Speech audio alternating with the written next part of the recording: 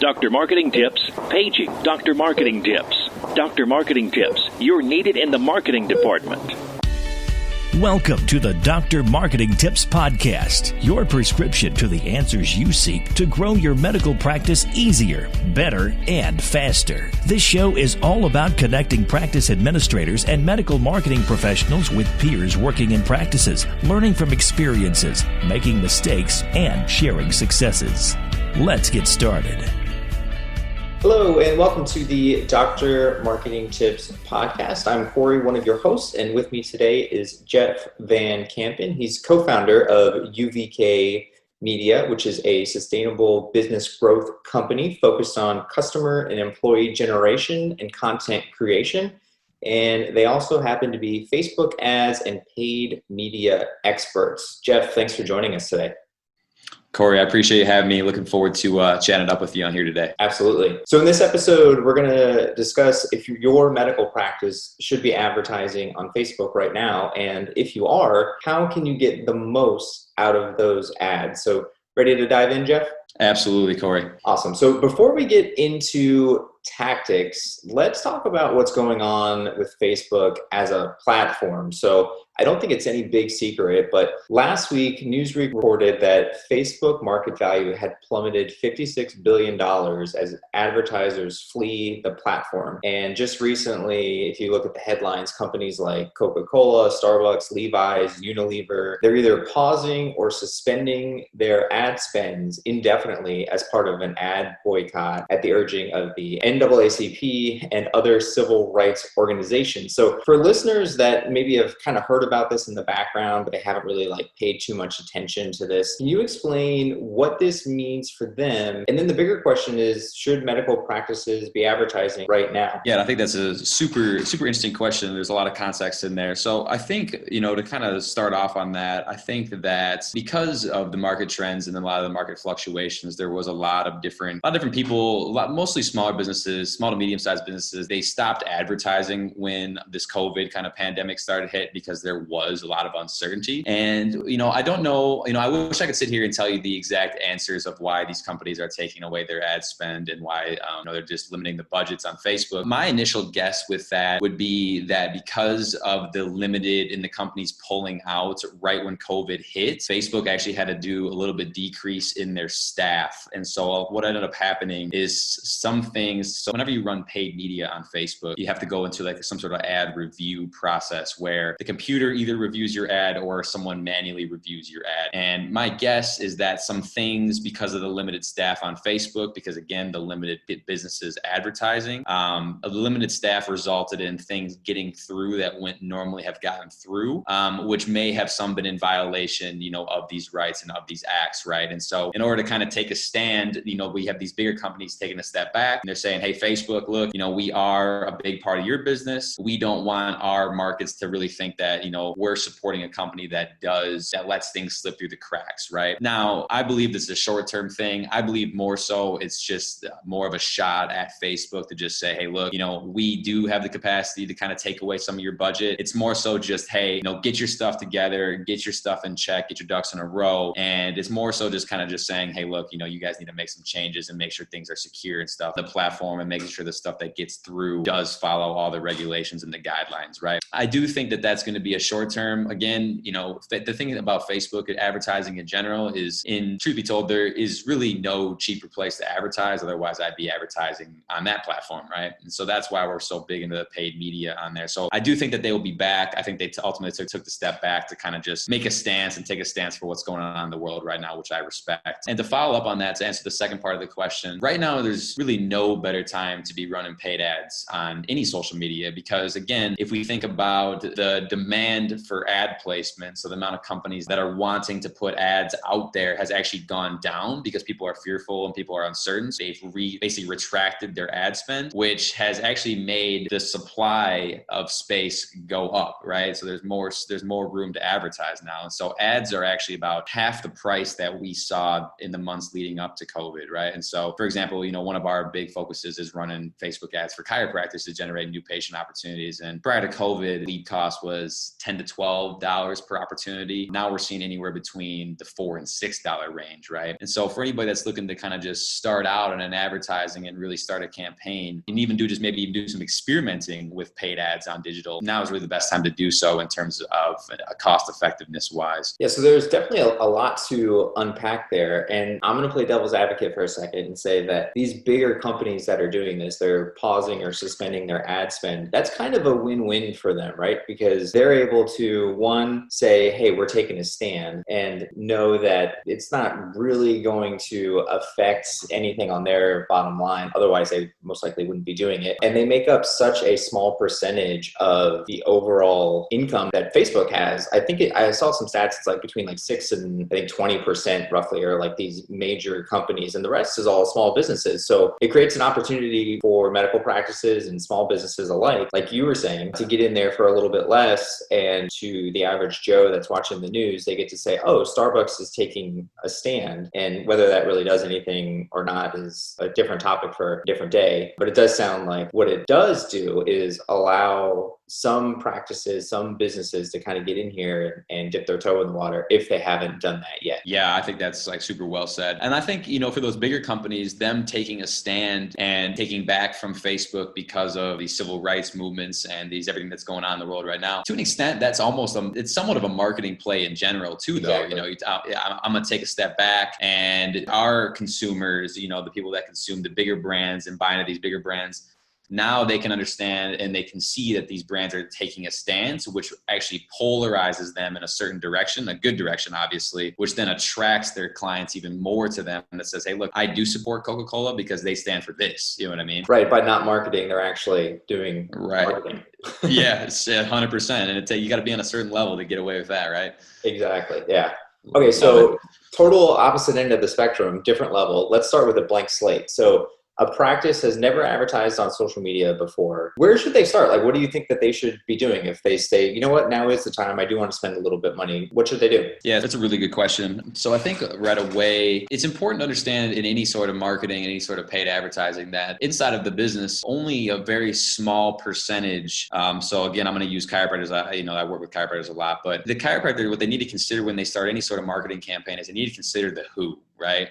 They need to disregard, everything they know about treating patients and everything they learned in school and their hundreds of hours, outside the classroom. They need to disregard all that. And they need to focus on the message that's mostly going to resonate with the person that they're trying to attract inward into their business. And any marketing campaign, whether it's digital, whether it's offline or online, digital, not digital, paid, not paid, right? Unless you actually know who you're targeting to and have the right messaging for that individual and the right pain points that you're aiming to solve, everything else is going to flop, right? And so one of the biggest mistakes I see people make is they just put something together. Likely they haven't considered the who. They're most likely saying, I'm Dr. John so-and-so. I'm the owner of this clinic. I've been practicing for 15 years. Come see me, right? And that's what they'll try and do because that's what they think marketing is. And so that's usually the first mistake, is they don't consider the who, right? And this, again, it goes outside of paid media. If you don't understand the who and the message that they need to see to allow them to be seen and heard, then they're going to get really no traction, right?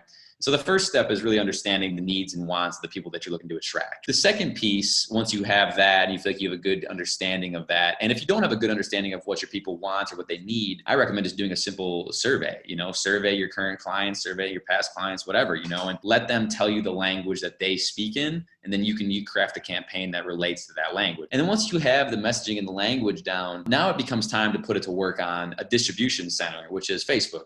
Facebook's really nothing more than a distribution center, right? And once you get into the distribution side of things, now we need to figure out, okay, what actually allows people to take action when they see a Facebook ad or when they see an Instagram ad. And more often than not, people are not taking action on ads where it just says, hey, we're open, give us a call. Or, we've been seeing patients for 5 years, we're the best in the area, stop on in today, right? There's people in the online world are looking to be guided right to the prize, right? And so what I mean by that is more often than not, you're going to want to have some concrete deliverable and some concrete offer that you can advertise, that when somebody sees that ad, you've got your messaging right, they know that ad is for them. And then they also know that when they opt into the advertisement or take action, they know exactly what they're going to get on the back end. They know, I'm going to get this deliverable for X price, right? There's no ambiguity. It's very cut and dry, right?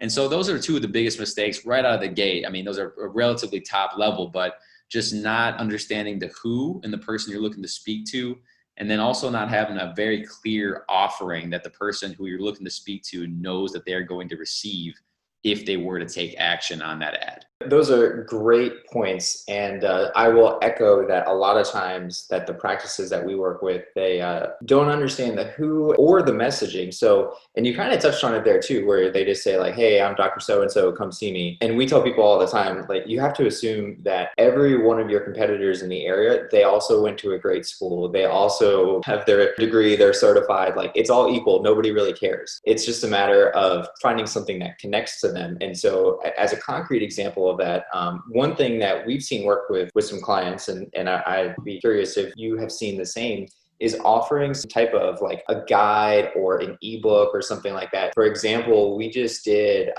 for a gastroenterologist a everything we need to know about colonoscopy ebook.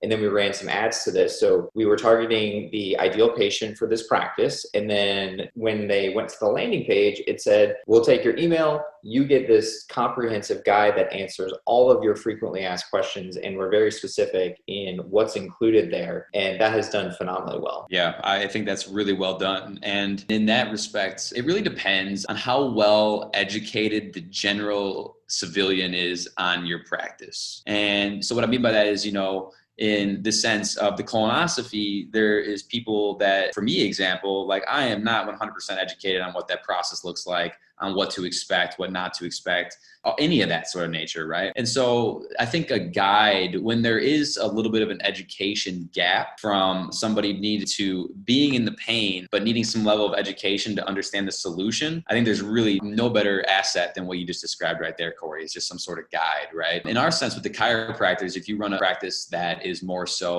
well known by the consumers, I think you can get away with a little bit less running people to educational pages as you can just taking them to just call to actions to come into our office kind of deal, right? Because majority of people know what a chiropractor does and what a chiropractor can solve, what they can treat, right? Especially from a pain perspective. And so there's not a ton of education that has to happen. And so more than likely you can get away with like cold traffic, like actual like lead generation for some sort of paid special versus the other side of things with the more intensive, not as known professions. You may do some sort of guide. So I think you nailed that right there. Yeah, absolutely. I totally agree too. It's super simple, depending on the specialty. It's similar for some of the folks that we deal with too. So like an orthopedic practice, right? So for example, like people know what that is. If your knee hurts, you're going to go see a knee doctor. There's no real question there. I echo that point. Starting with a blank slate again, there's different types of campaigns you can do, right? You can focus on clicks. You can worry about engagement. You can worry about video views. I don't want to get too deep into that, but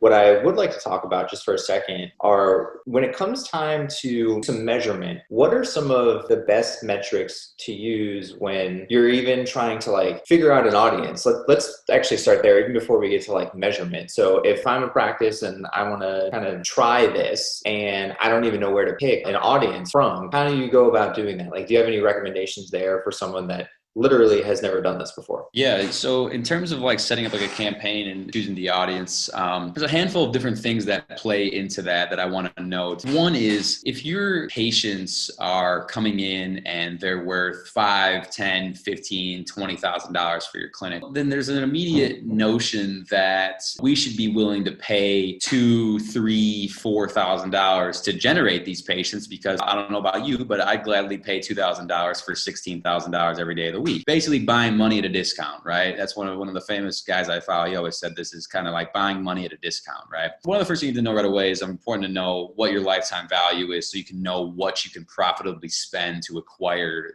that patient. And once you know that, I'll tell you very honestly, in 2019, I made 280 some odd LinkedIn videos, and they were just personal videos, generated over 1 million views. I don't think I got a single client from doing that, okay? And this is when I didn't have a ton of drugs. This is early 2019. 2019. I didn't have a crazy ton of direction in the business. But what I'm getting at with that is there's a lot of vanity metrics, the views, the likes, the comments, right? Those are all okay if we're talking like organic campaigns and just organic traffic. But when we're getting into the paid media and the paid side of stuff, I always tell people there's only one return on investment for any sort of paid media, and that is contact information. So one of the biggest mistakes I see people make is they're running paid ads back to a website that doesn't have any clear call to action on where to submit contact info. And so what they're basically doing is paying for more website views. And people might be listening to this and be like, what's wrong with that? Of course I want to pay for website views. What else am I going to pay for? And I would argue that your main metric is to really just run a campaign, and you're looking at two core metrics: your cost per lead. So what is it costing you to actually get that person to opt in, whether that's an email, a phone number, and a first name, whatever the metric is you're tracking there. So, and then what is your cost per click, right? So we like to see our cost per clicks, people actually clicking through on the ad and being taken to the back end page. We like to see that about 1% or so.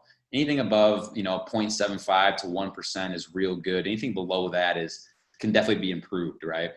And again, so really the two metrics I'm concerned with are: what are your costs per lead? What does it cost you to get somebody to give you their information to start that relationship? And then what is the cost per actually people clicking on the ad, because that shows ad relevancy and it shows that people are interested when they see that ad on their feed. And for anybody that wants to start doing this, I think that number that you said there, the 1%, is pretty valuable because you have to report on these numbers. And so if you take that to the stakeholders at the practice or partners and they see that, they may say, well, why are we spending all this money? And if this is the only thing that we're getting, like, don't we want more than 1%? And I think it's important that, like you were starting to say there, we're able to track this value and this overall lifetime value of someone, and so that they can really understand what this budget is going for. And just to go back and touch on audiences too, if you don't know where to start, and Jeff, tell me if you think something different, a great place to start is the patients that you already have.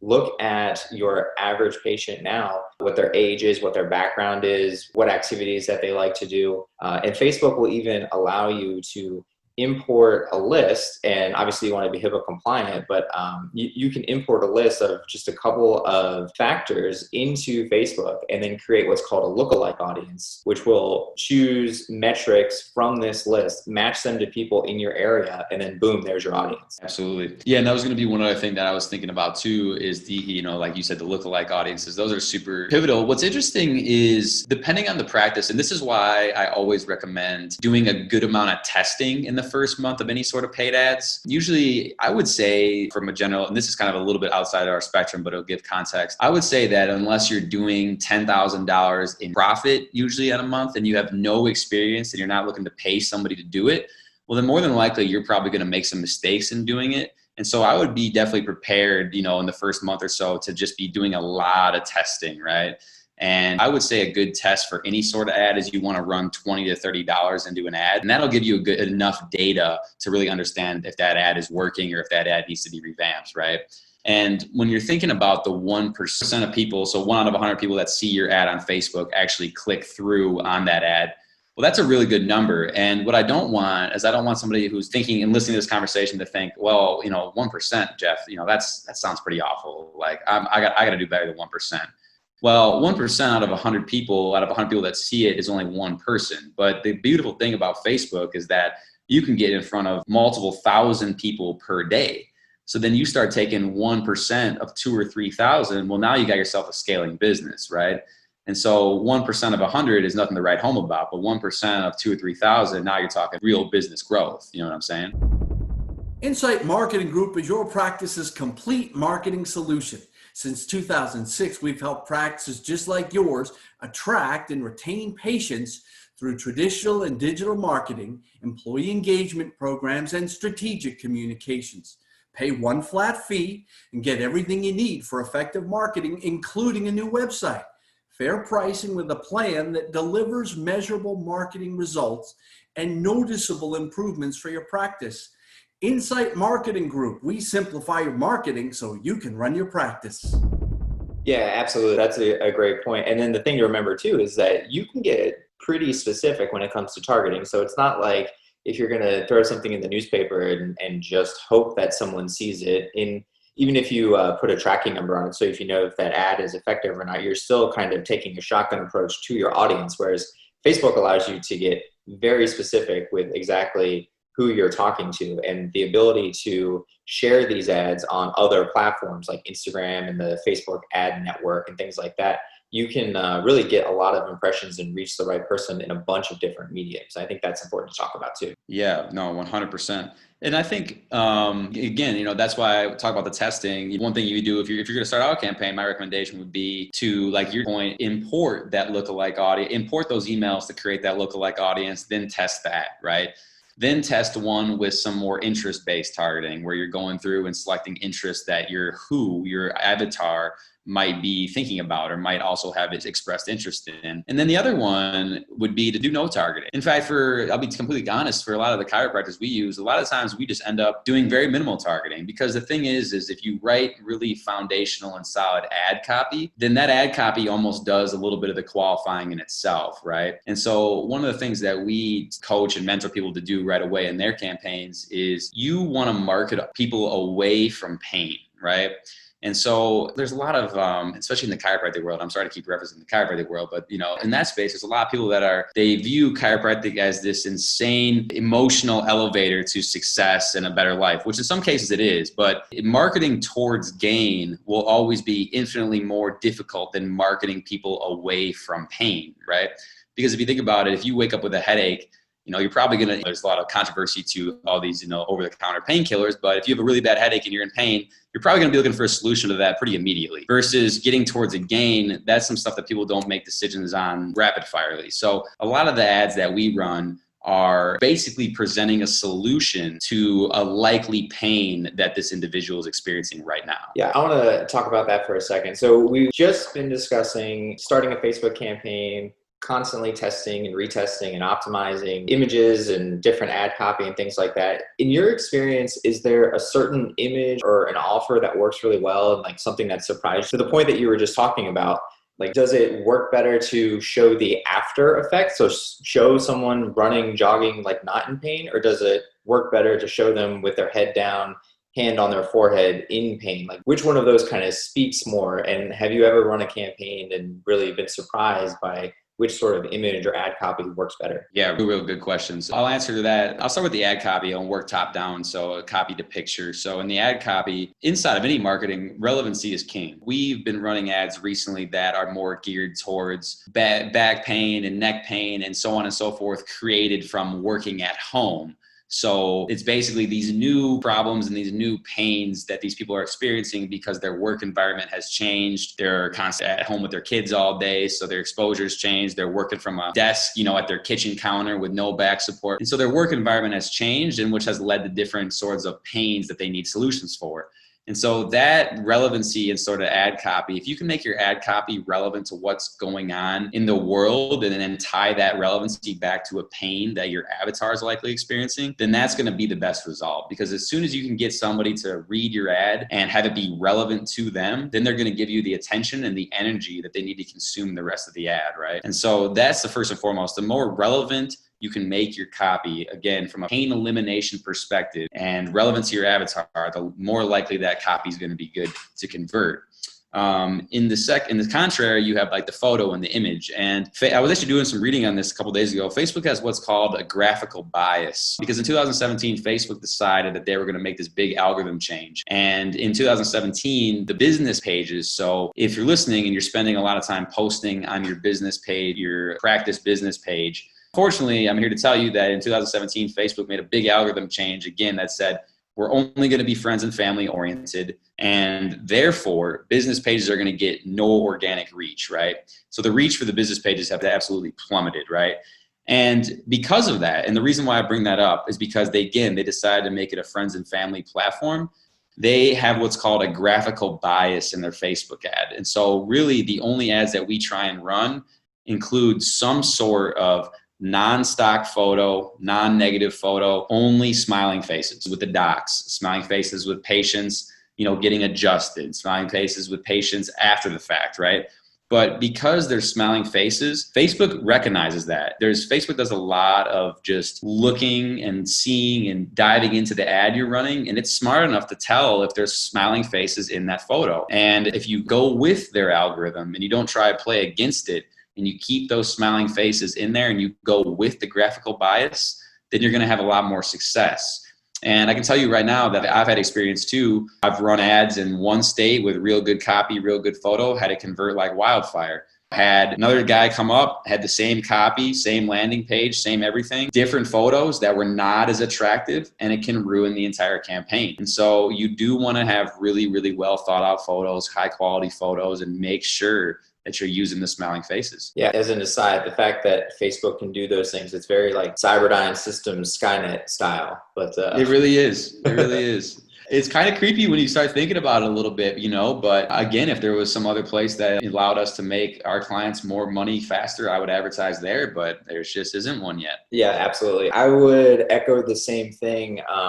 We find that both from an organic side and on the ad side, anytime that you've got real people in there, it does really well. And I think it's for a couple different reasons. One, because like you were saying, because of sort of the inherent bias within the Facebook algorithm, but also because people like to kind of see behind the curtain, and they like going to a chiropractor, going to a surgeon.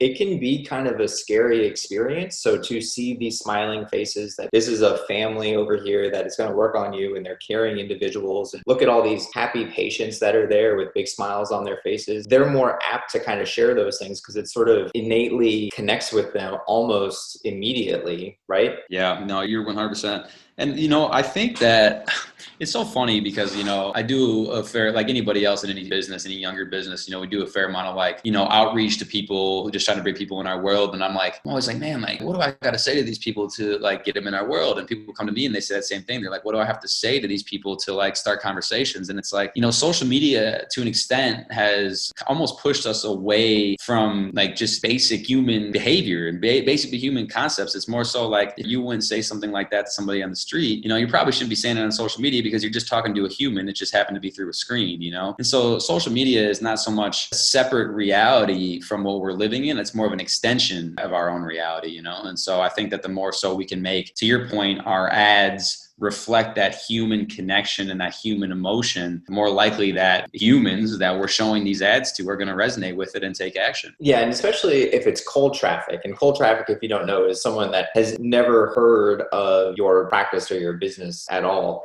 And if you think about it, like what Jeff was just saying, you wouldn't run after somebody down the street and then shove a book in their face and say, take this, because they're going to think you're crazy. But if they're introduced to you in the right way, they're going to be more apt later to accept the book when you're actually having a conversation about it and they know who the hell you are. Yeah, and that kind of relates back to the conversation of having to have the guide, like you talked about, running traffic to a guide or something. That's a good way for people to kind of contextualize you, And so if your particular practice is not well known by the general public or not as well known as it needs to be for them to be ready to make a purchasing decision, then there is definitely a level of education that needs to be provided. So running cold traffic to a $497, something related to a practice that most people don't know about, is one, probably not going to get any traction because of the price point, and two, there's an education gap, So the reason, we can get away with running cold traffic chiropractic ads is because everybody knows what chiropractic is and the price point is low enough for them to take action. If I ran cold traffic to a $497 chiropractic exam and adjustment, I am going to get zero opportunities because that price is just too high and cold traffic's not going to pay that, And that's just an unrealistic example because that was majorly overpriced, for an initial adjustment and initial screening, So you really got to play around and really decide on where the psychology and the needs and wants of your buyers are at right now. And that's so if you're going to do cold traffic, you have to know where they're at right now in order to know what they need next, in order to kind of just start ascending them into your world. Yeah. And another thing to remember too is that if you are going to start advertising and you know that a couple of your closest competitors, maybe they aren't doing much advertising. I mean, they're just focused on either an organic strategy or maybe they're not really doing anything at all. Just by kind of being out there, you are, in a sense, positioning yourself as an expert. So that's another sort of inherent benefit of this advertising is, especially if you're paying for clicks and you can get a lot of impressions that don't generate clicks, but the impressions are eyeballs on your brand. So there's definitely a benefit to just sort of like being at the table, wouldn't you say? Dude, well said, 100%. That's what we call the hidden ROI. You know what I mean? And so the hidden ROI is such that we're advertising, we're getting a tangible ROI, we're getting some, individuals to opt in and come into the office and getting immediate cash flow for the clinics. But to your point, there's a massive hidden ROI is that you're running these ads and likely, depending on the practice, depending on the specific space, likely a 15-mile radius around the practice. And if you run those ads for months and months on end, it's like not only are you going to get a ton of people to show up in your office, you're going to get a ton of people to know who you are. You know what I mean? And there's a certain level of brand building that just can't be matched. You're never going to, unless you have a big audience, man. I mean, I'm talking like Gary Vee level audience for anybody that knows who Gary Vee is. Like the likelihood of you building more brand in an organic campaign versus a paid local campaign is just not going to happen. If you want to really build and to become a local authority, there's really no better way to run targeted Facebook ads for an extended period of time. Yeah, I couldn't agree with you more there. Let's talk about boosting for a few. So I know we've been spending a lot of time talking about specifically like big campaigns, but boosting I think is another way for people to kind of get started if they just want to spend a couple of bucks and see what they can do. And a boosted post, if you're not familiar, is a paid advertisement on Facebook promoting an existing post from your business page. So for example, if you were to let's say you've got a physician that just retired and you want to wish him well, and then you boost this post to people that already like your page and you spend like $10 on it, that's going to put that on their feed more often than if you didn't spend any money. And because they're already fans of the page, you can kind of build some brand loyalty there. They're most likely going to comment or like it or share it, especially if that was their doctor. So Jeff, in your experience, is boosting like this, is it more or less effective than a full-on campaign? And how much of someone's budget should be set aside just for boosting? Do you even recommend that?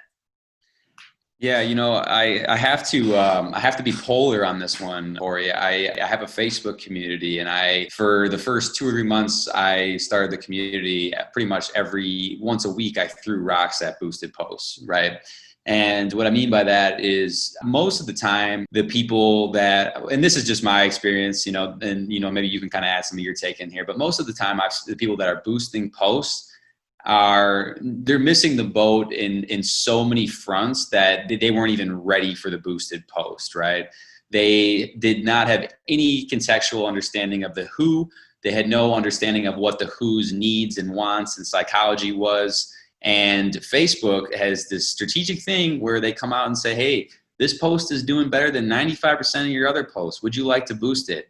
Well, my friends, that is Facebook's way of just stealing your money. And I have to be polar on that.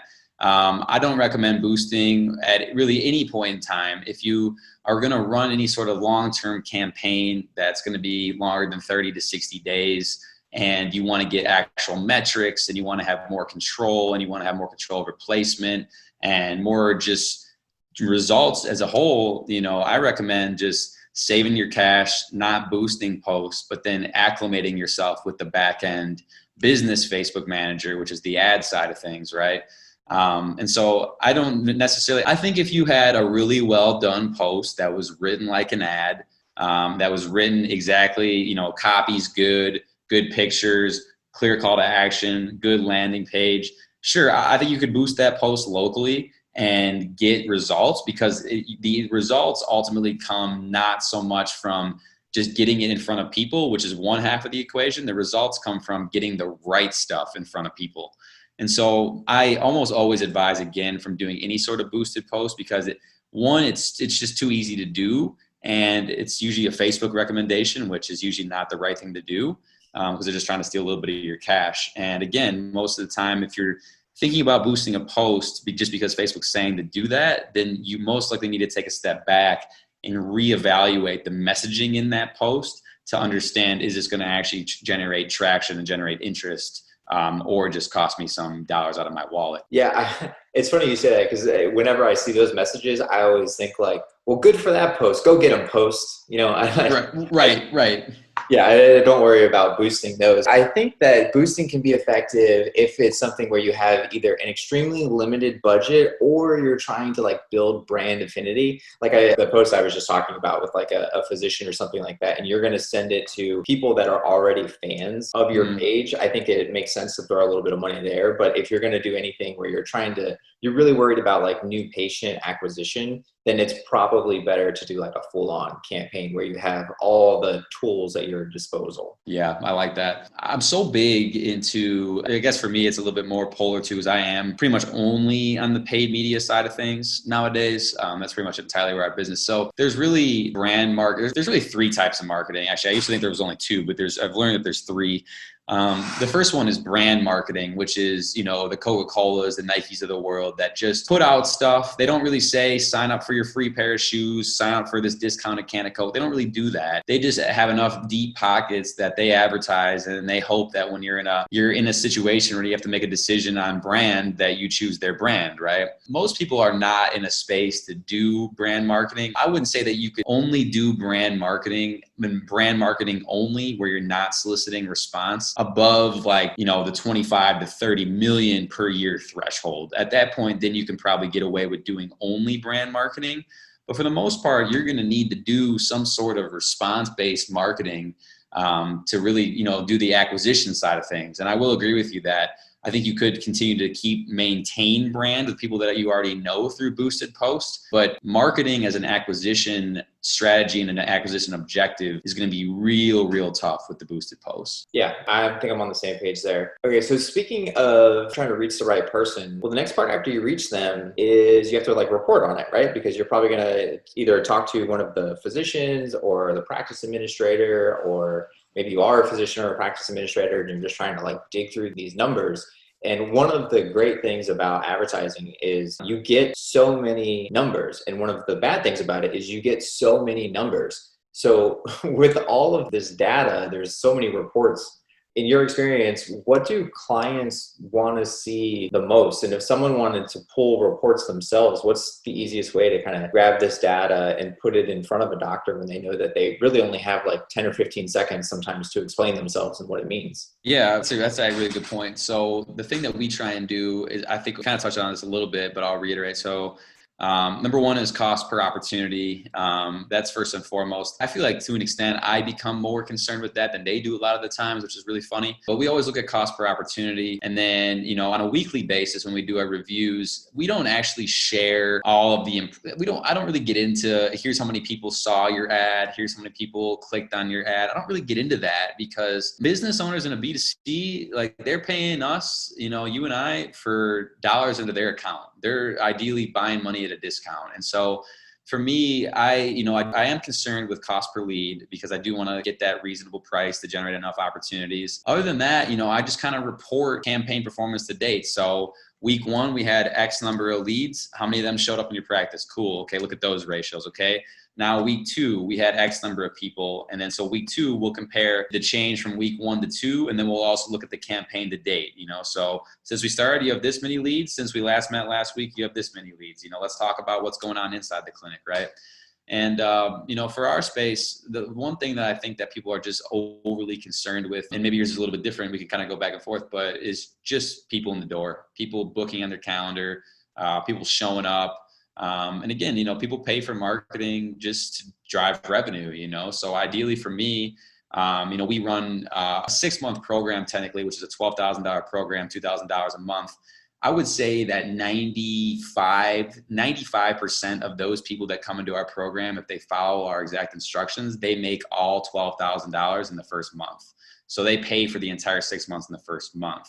And that is what I'm looking to provide people is 100% buying money at a discount. If you pay me $2,000, then I want to be able to generate you at least 10 this month. You know what I mean? Right. Absolutely. Great point. And we're almost out of time here. So I know we're running a little bit short, but I want to kind of wrap up with one takeaway. And I know that's easier said than done, but what is one thing that our listeners can take away from today's episode? One tip, if they wanted to go out and start doing this, they weren't sold on paid media before, now they are, what's the number one thing that they can do? Yeah, I would say the number one thing that you can do starting today, if you're sold on paid media, I don't recommend going home and turning on a Facebook ad before you start dinner. I don't recommend that. I would say, again, start with the who. Out of all the people that we've worked with, and I'm sure you've had a similar experience, I would say that 80% or higher of those people think that they know exactly how to speak to people to acquire them. Higher. But probably higher. And the 100% transparent reality. And this is no shot at anybody. You know, this is the thing is like docs, if you're listening, you guys, you're best suited treating people and helping people. And so, and that's what you went to school for. And nobody ever really taught you to really think outside the box as to what levels and what things these people are thinking about prior to coming into your clinic. Right. And so really understanding your who is really my number one thing. And again, I would recommend sitting down, doing some sort of 360 avatar kind of homework and really writing out answers to questions on what you think your ideal patients might be experiencing and the pains that they're going through. And then I would take that to the next level and actually just send that survey out to past patients and let them fill it in for you, because now you're speaking, you know how to speak their language, right? The thing about marketing is it's all about just asking people what they want and then giving it to them. You know what I mean? And so that would be the number one, would be to understand the who. And then once you do, really the other big takeaway I hope anybody can get from this is that now is the time. Now is the time to run paid media. It's cheaper than ever. It's less risky in terms of a cost perspective for you to make mistakes. And once you get it right, I'm a systems engineer by trade, man. There's no better, more lucrative system than to run a profitable Facebook campaign. I've seen guys make $20,000, $30,000, $40,000 in a week, so it's like, it's profitable. It's there, you just got to understand the who, understand the message, and just kind of pull the trigger on getting started, my friend. Love it. All right. So Jeff, if our listeners want to connect with you or learn more about UVK, how should they go about doing that? Absolutely. I can send you some of my personal information. Probably easiest way to reach me would be Jeff, that's Jeff at UVK, so uvkmedia.com, Jeff at uvkmedia.com. That's my personal email. You can check out our Facebook community. It's pretty chiropractic heavy, but if you're looking for some just interesting marketing tips on a daily basis, the Facebook community is Chiropractic Marketing Secrets. And you can just search that on Facebook. It should be a group. We also run a Chiropractic Marketing Secrets podcast as well that you can feel free to check out. But I would say if you want to get in touch with me, I'll give you my personal number that you can link out with your people. And otherwise, I would say that the easiest would be at email, which is, again, the Jeff at UVK Media. Awesome. Well, thanks again for joining us today and letting us pick your brain. I think this was super helpful for everybody. Yeah, it's been an absolute pleasure, man. It's one of my favorite things to talk about. So I'm always honored to have that conversation. I appreciate your time and the invite to be on the show, sir. Yeah, well, we appreciate you being here. So that'll do it for now. Thanks for listening to this episode of the Dr. Marketing Tips podcast, and we'll catch you in the next one. Thanks for listening to the drmarketingtips.com podcast.